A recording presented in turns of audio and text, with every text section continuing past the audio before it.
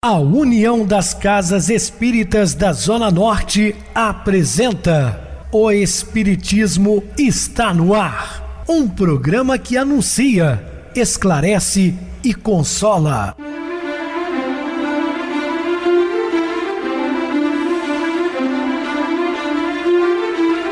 Não se turve vosso coração. Credes em Deus, credes também em mim. Na casa de meu pai há muitas moradas. Se assim não fora, eu vou-los teria dito, pois vou preparar-vos lugar. O Espiritismo está no ar. Sintonize esta frequência. Pare, pense na vida, faça perguntas. Uma ótima noite para você, hoje dia 5, sexta-feira. Muito obrigado pelo carinho, pela sintonia. Rádio Clube FM, sua voz é a nossa voz. De volta à JF, um abraço a todos os nossos queridos irmãos Juiz Forano. A Casa Espírita Maria de Nazaré, que fica na rua Diogo Álvares, número 133, Rua da Praça do bairro Benfica, tem o seu bazar aberto de segunda a sexta-feira, de 13h30 às 16 horas. Prestigie o nosso bazar. Eu recebo carinhosamente no programa meu querido amigo, expositor espírita, Guaraci Silveira. Uma boa noite, seja muito bem-vindo. Boa noite, Pedrosa, boa noite, ouvintes do programa Espiritismo está no ar. Fica aqui o nosso abraço, a nossa satisfação por mais uma vez participar desse programa, Pedrosa. Eu agradeço sempre, Guaraci, a sua presença conosco. Vamos estudar caridade da justiça. Dúvidas? Entre em contato conosco, ligando para a Clube FM, que é 0 operadora 32 3211 5697. Quer falar comigo? 988012675. E o e-mail, o espiritismo está no ar, @hotmail.com. Interajam conosco, façam perguntas, tirem dúvidas, podem dar sugestões ao programa. Estamos sempre à disposição de todos os ouvintes. Vamos agora para aquele momento muito especial que é o nosso momento de oração. Sintonize esta frequência. O Espiritismo está no ar. Momento de oração. Senhor Jesus, muito obrigado por todas as dádivas que temos recebido. E compete agora a nós, cada um de nós, buscar cada vez mais o nosso cristianismo redentor.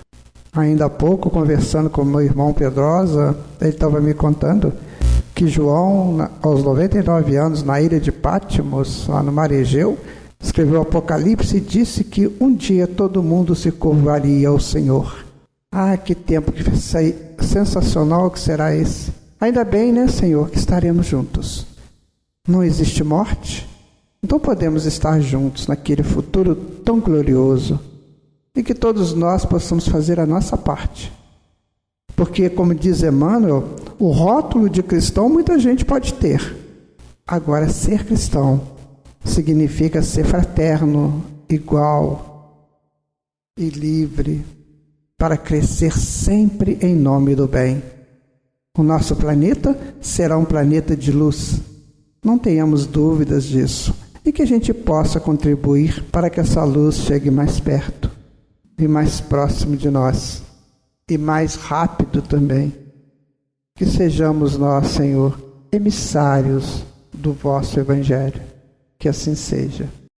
Estamos apresentando O Espiritismo está no ar. Bem, meus amados irmãos, estamos de volta com o assunto da noite, falando sobre caridade da justiça. Existem pessoas na Terra que, embora usufruindo vida social respeitável, passam 5 anos sucessivos sem ver de perto um necessitado, sem sequer chegarem a crer que muitas criaturas desencarnam de inanição. É exatamente o oposto que eu vou comentar aqui agora. Cerca de 600 anos antes de Cristo, o príncipe Siddhartha Gautama, ele consorciara com uma de suas primas, aos 19 anos de idade. Mas aos 21 anos, pela primeira vez, ele viu uma pessoa do sexo feminino, desdentada, numa condição miserável. Ele deixa a vida principesca, entrega aos cuidados do pai e a sua jovem esposa, vai para as árvores Bódia da Índia, daí o nome Buda, meditar e auxiliar de perto os necessitados, os sofredores. Enquanto que muitos de nós que passamos e convivemos com essas pessoas necessitadas, fingimos que não as vemos. Ou seja, exatamente o oposto, né? Participam dos acontecimentos sem observá-los. Costumam empreender faustosas edificações sem o menor interesse em saber se falta um agasalho e pão, higiene e medicamento aos que trabalham nelas. Quantos senhores empresários que têm a preocupação apenas de pagar o salário aos seus funcionários, mas nem sequer interagem, perguntam se está faltando alguma coisa em seus lares, com seus familiares. É indiferente, completamente indiferente. Lançam vago olhar a quem que lhes comungam a experiência cotidiana, ralados pelo infortúnio, como se os contemplasse do cimo de torres invulneráveis. Servem-se dos préstimos alheios sem a mínima consideração para com aqueles que eles prestam auxílio, como eu acabei de citar. Se ele está num grau hoje, numa capacidade monetária satisfatória, numa compensação satisfatória, os seus funcionários, obviamente, auxiliaram tanto ao ponto de ele ter aquela vida confortável, mas ele nem sequer se preocupa minimamente com os seus auxiliares. Acreditam que o salário estipulado em preceitos legais é o bastante para recompensar o esforço de quantos lhe sustentam a segurança. Acho que o que paga está certo, está de bom tamanho, é o que é merecido e ponto final. Óbvio que existem exceções. Eu já citei alguns empresários no Brasil. Eu vou falar de um que desencarnou para não comentar ninguém ainda encarnado. O senhor Antônio Emílio de Moraes foi um desses que semanalmente almoçava com os seus funcionários, participava da vida dos funcionários, auxiliando com medicamentos, hospitais, serviços odontológicos e o tempo todo preocupado com os familiares dos seus funcionários. Óbvio que tem exceções, mas são poucos, infelizmente. A grande maioria quer apenas ganhar.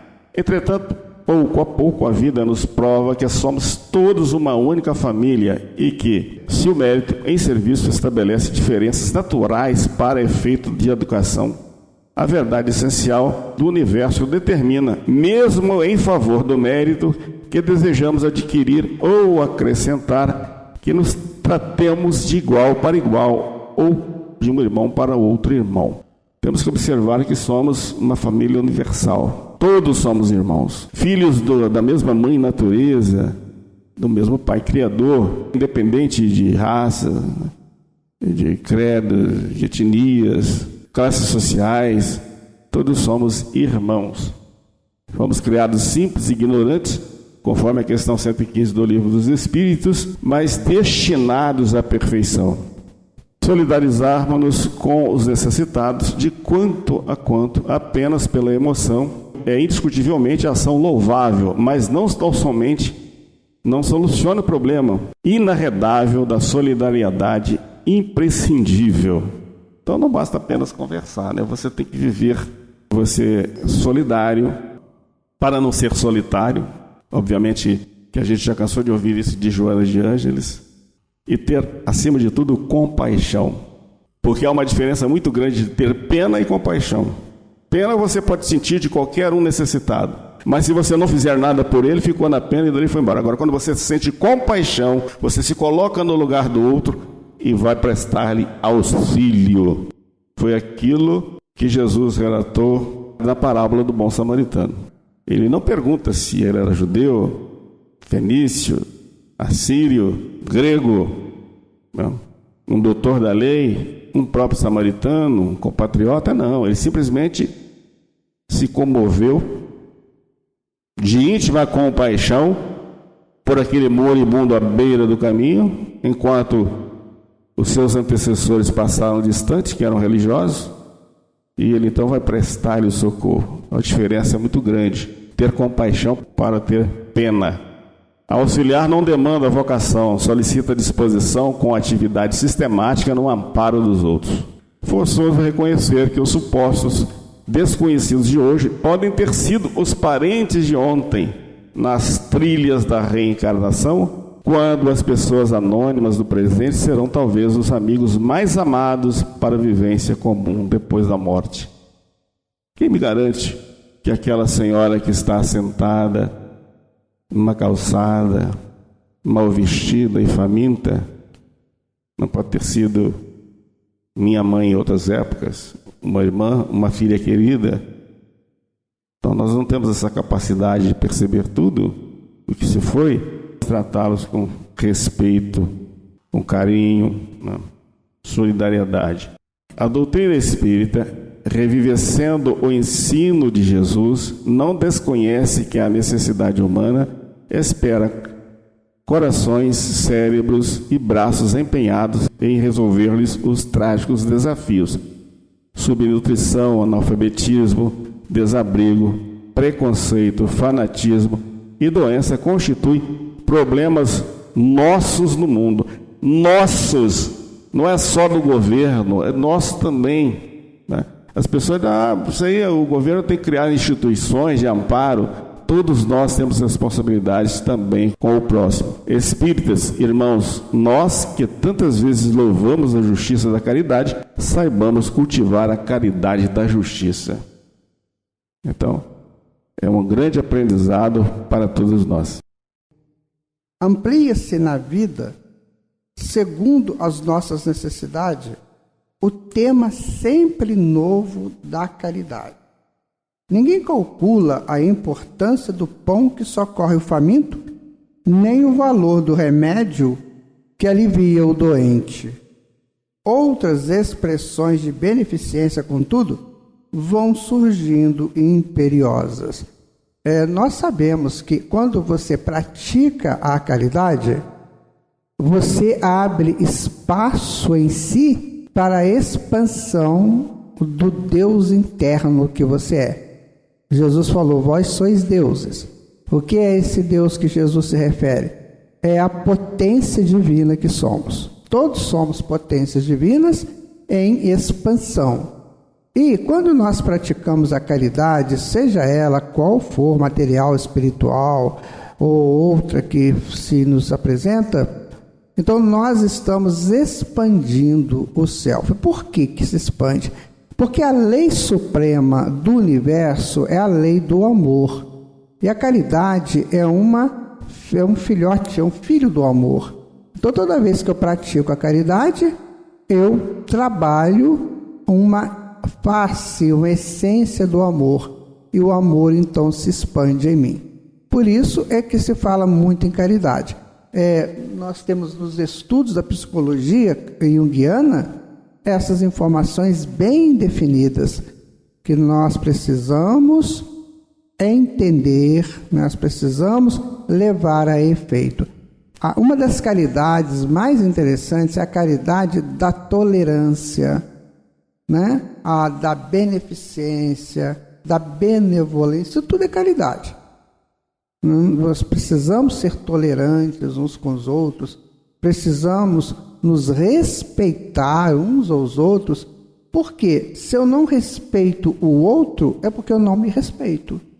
E aí eu me torno uma pessoa permissiva, extremamente incauta e perigosamente assassina de mim mesmo, porque eu vou permitir ações muitas vezes indelicadas, grosseiras, né?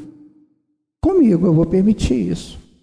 Então nós temos que ter essa caridade também conosco, porque eu tenho que amar o próximo como a mim mesmo. Então essa caridade não é só para o que está fora de mim, mas também para mim, na questão do meu autorrespeito. Uma delas, em que raramente refletimos, baseia-se na dádiva das horas, caridade do tempo ao alcance de todos. Não há criatura impedida de exercê-la. Em qualquer clima social, semelhante cooperação é fundamento do bem. Um dia de trabalho gratuito para o levantamento das boas obras. Isso é caridade, gente.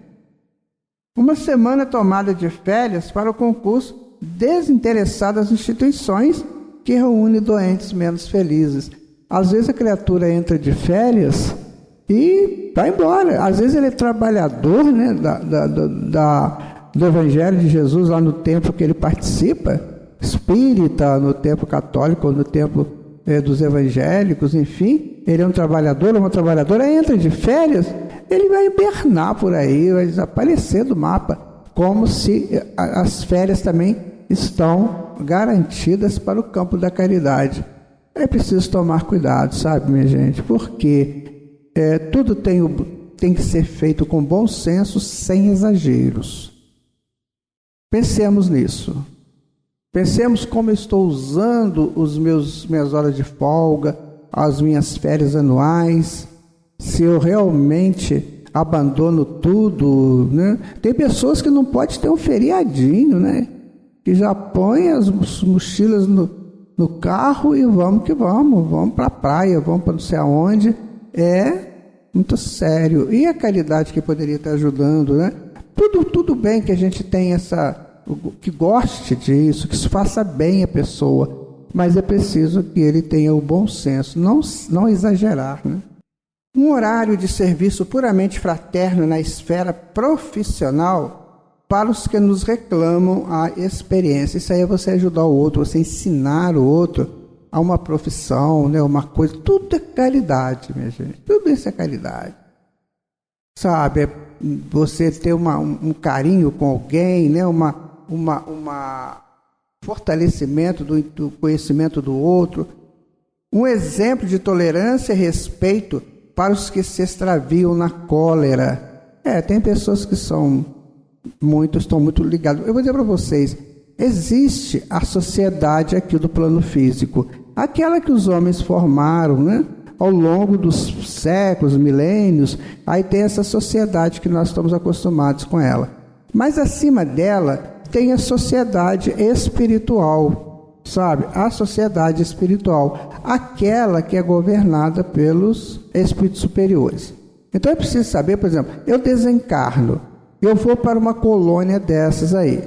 A colônia que eu vou, provavelmente, não tem esse métier aqui do plano físico. Não tem. E aí o que vai acontecer? Eu posso ter problemas difíceis lá, porque eu só acho que a vida é o que eu vivo aqui. A maneira como que vive aqui. Então a gente tem que pensar, aqui é uma forma de vida. É uma forma, mas não é tudo, né? Não é tudo. 1 minuto a mais de atenção para a conversa de alguém que ainda ignora o processo de resumir. A gente tem que ter esse carinho para aquela pessoa que não sabe sintetizar aquilo que ele traz como informação, né? 1 hora para visita espontânea ou solicitada em que sejamos úteis. Está vendo quanta coisa se pode fazer em nome de caridade? Que as pessoas acham que é só dar dinheiro para o outro. Todos podemos calar para que outros falem.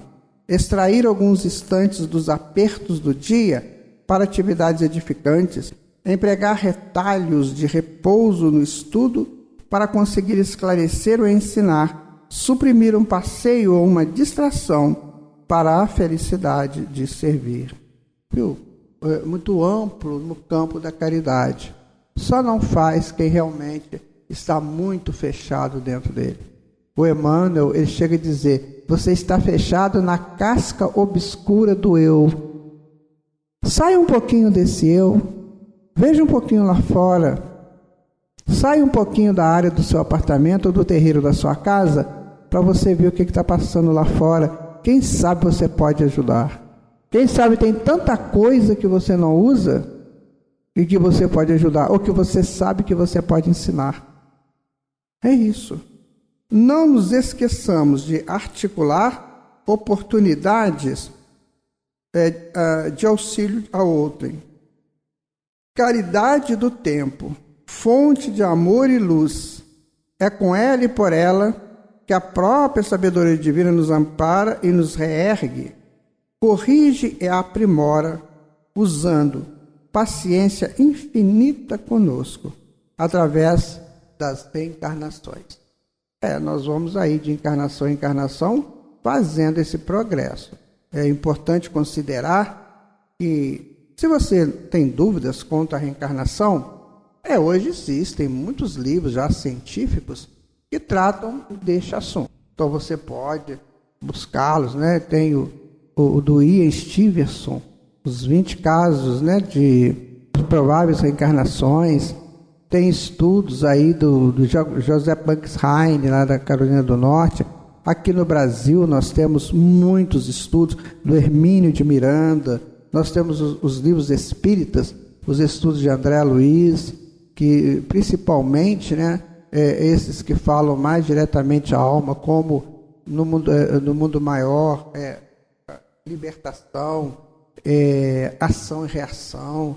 Poxa, se você duvida da reencarnação, então está na hora de você dar um crédito a você para este assunto. Você fala para você assim, quer ver? Olha, até aqui você negou, você não entendeu direito, aí eu vou dar um tempo para mim, eu vou estudar aí alguns livros, vou conversar com quem entende, vou assistir algumas palestras sobre reencarnação, para eu ver onde é que eu estou tendo dificuldade de entender esse assunto. E aí nós vamos perceber que quando se entende isso, a vida passa a ser bem mais ampla, né? Não é essa vida de berço-túmulo. Isso aí é uma faceta da vida, né? Paulo de Tarso dizia, nós vivemos uma só vida. Sim, é uma só vida, só que em várias experiências para aprimoramentos. E a reencarnação é uma dessas experiências. É quando nós voltamos aqui para o mundo físico e por um período, que cada um tem a sua necessidade desse período, nós vamos aprendendo, vivendo, convivendo, exercitando para que a gente cresça. Por exemplo, um trabalho que a gente exerça aqui é um aprimoramento dentro da reencarnação a que eu estou vivendo. Depois, na outra encarnação, pode ser que eu vá fazer outra coisa, que eu vou aprender outra coisa, e assim sucessivamente, até um dia que eu não precisar mais delas e continuarei a minha vida lá no mundo espiritual e em outros planetas. Muita paz. Certamente, meu amigo. Muito bem, este assunto nós deixaremos para o programa de segunda-feira. Vamos agora para o intervalo musical, a seguir a nossa oração final. Hábito.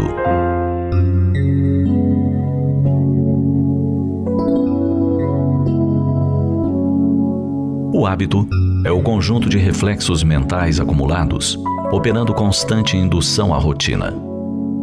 A maioria dos espíritos encarnados na Terra vem de incontáveis séculos, nos quais viveu sem muita reflexão e nem resistência moral. Há a tendência generalizada de consumir os pensamentos alheios, ajustando-se a eles. Por conta disso, exagera-se nas necessidades e se aparta da simplicidade com que seria fácil viver em paz. Porque são muitas as pretensas necessidades, ergue-se todo um sistema defensivo em torno delas. Para assegurar o que entende ser um mínimo necessário, o homem se torna egoísta e cruel. Arma-se de cautela e desconfiança para além da justa preservação. Dando vazão ao instinto da posse, cria reflexos de egoísmo, orgulho, vaidade e medo. Caminha ao sabor das influências mundanas, suscetível à opinião alheia, aos ditames da moda e da mídia. Por não refletir detidamente sobre os propósitos superiores da existência, engana-se depois do berço para se desenganar depois do túmulo.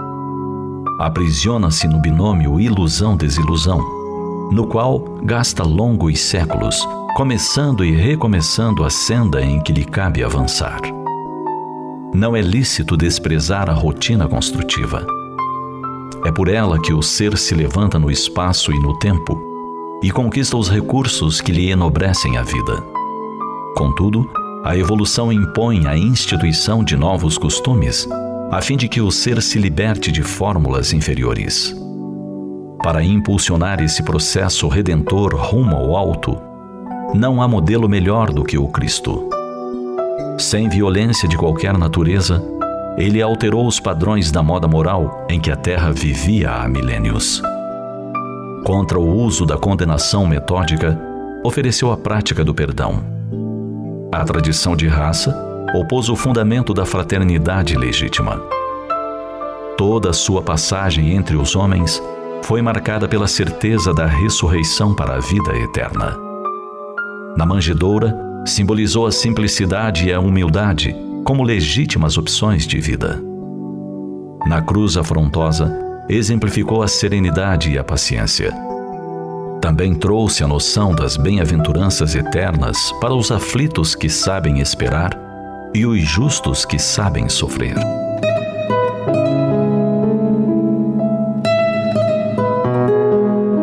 Ainda hoje no mundo, a justiça cheira a vingança e o amor tem laivos de egoísmo.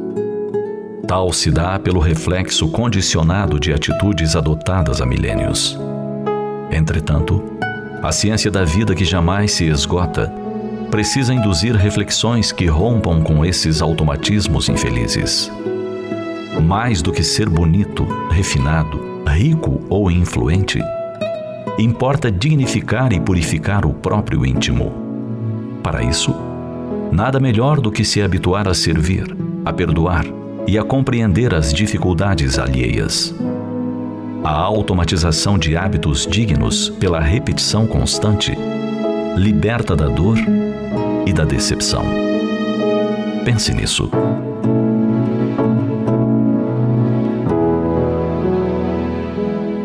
Sintonize esta frequência. O Espiritismo está no ar. Momento de oração. Amados irmãos em Cristo, Jesus não pediu muita coisa, não exigiu que as pessoas escalassem o Everest ou fizessem grandes sacrifícios. Ele só pediu que nos amássemos uns aos outros. Se Jesus nos recomendou amar os inimigos, imaginemos com que imenso amor nos compete amar aqueles que nos oferecem o coração, pois a felicidade do amanhã começa no pensamento que cultivares agora. Abraça o ideal elevado, entregando-te ao bem possível.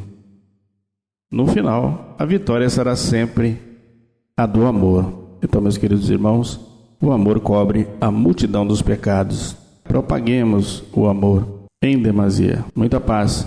Que Jesus nos abençoe. Meu querido irmão Guaraci, suas despedidas. Eu deixo aqui o meu abraço para todos vocês que estão nos ouvindo. Meu abraço a você, Pedrosa. O meu abraço ao Brasil, sabe? Quero dar um abraço no meu país, para que ele possa cada vez mais receber eflúvios de paz e de luz. Boa noite a todos. Uma boa noite para você.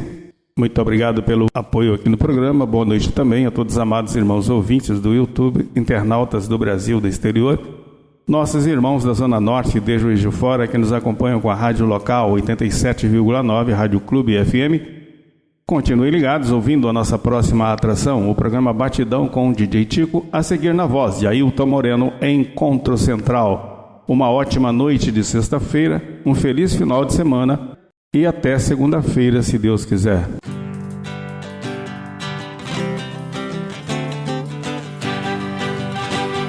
A União das Casas Espíritas da Zona Norte apresentou O Espiritismo está no ar, anunciando o Evangelho de Jesus, esclarecendo sua mensagem, consolando corações. Olhe pro céu e descubra imagens de luz. Se tem Jesus, o amor todo que Deus te deu. Pense no bem, no melhor em que pode fazer. Seja o que for, também vai receber. De coração, ajude-me, irmão, a caridade é o caminho do amor. Faça ainda que possa sofrer, pois bênçãos de Deus há de ter. Ame, perdoe e viva melhor a natureza, o céu e o mar. Veja o encanto que a vida nos dá, a chance eterna que temos para amar, para amar. Olhe pro céu e descubra imagens e luzes. Sinta em Jesus o amor todo que Deus te deu. Pense no bem, no melhor em que pode fazer. Seja o que for, também vai receber. De coração ajude o irmão, a caridade é o caminho do amor. Faça ainda que possa sofrer, pois bênçãos de Deus há de ter. Ame, perdoe e viva melhor a natureza, o céu e o mar. Veja o encanto que a vida nos dá, a chance eterna que temos para amar.